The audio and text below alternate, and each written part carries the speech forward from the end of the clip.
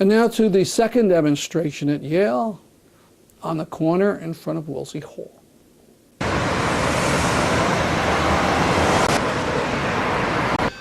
Ian, what's the purpose of this demonstration?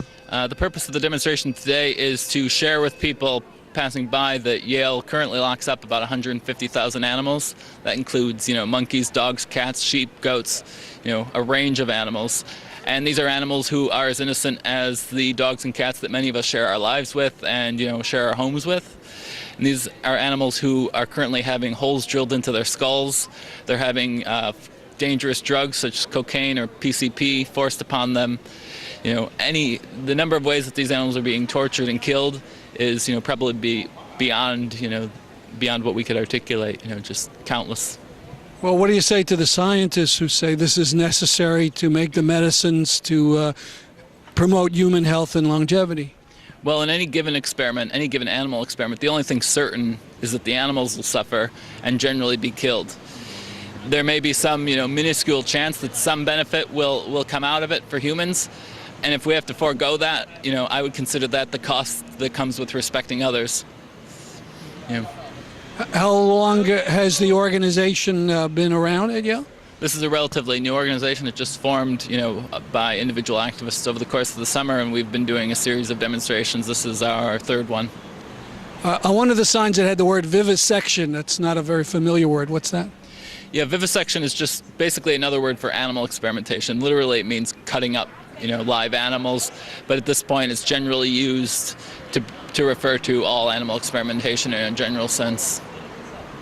And are you in touch with Yale administration about this, or some of the scientists in the various labs that use animals?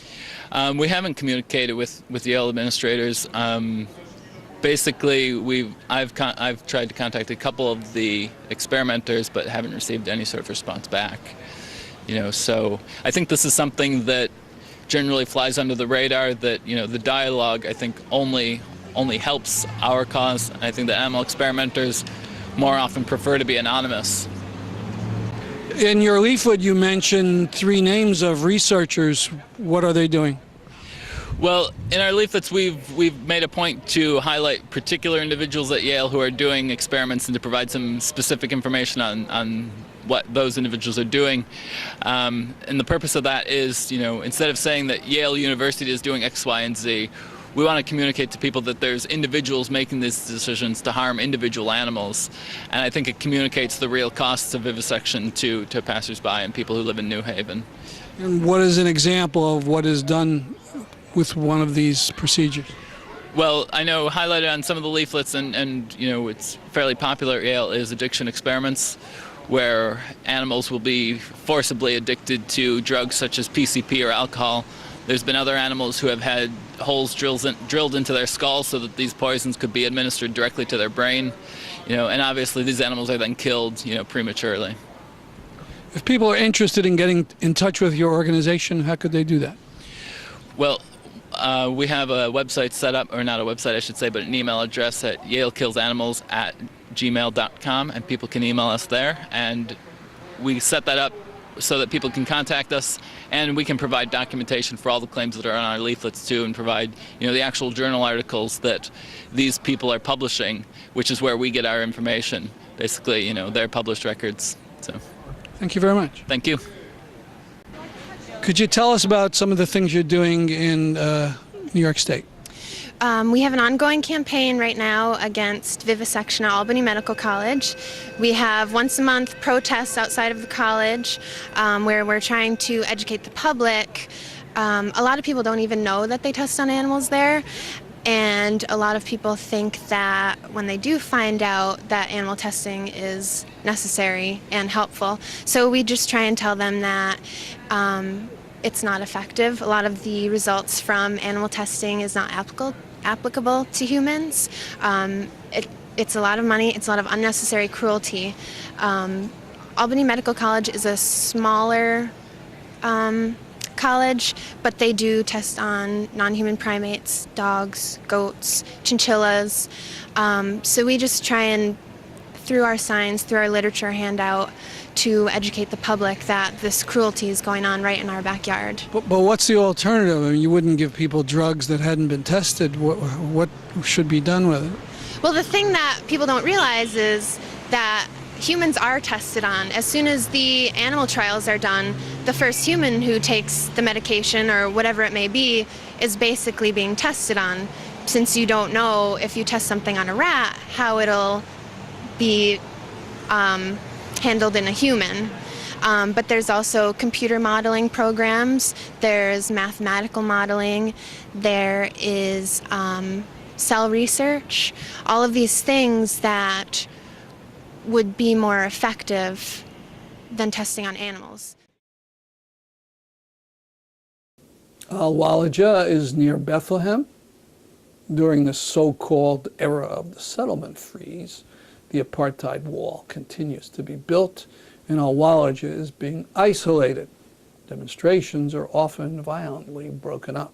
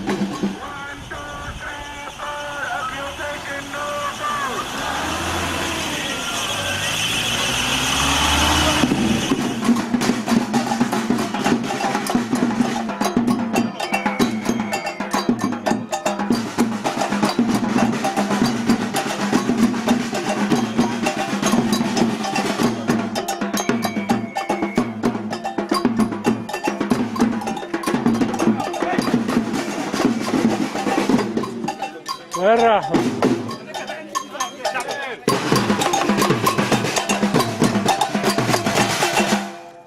لا للجدار العازل ولا هدم المنازل، لا للجدار العازل لا لهدم المنازل.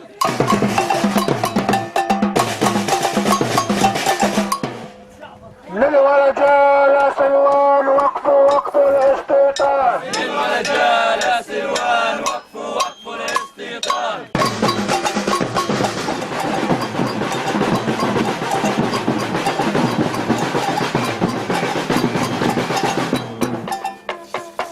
ولا للجدار العازل ولا هدم المنازل، لا للجدار العازل ولا هدم المنازل.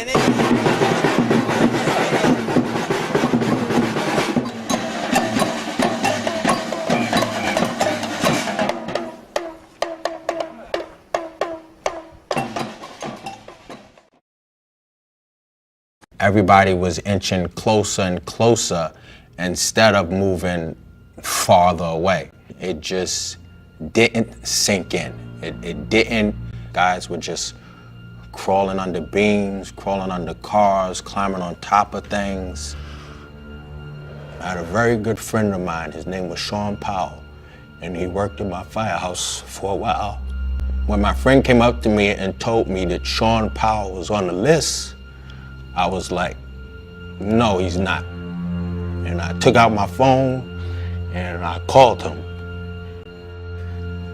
That's really when it hit me, and I was like, okay, this is real.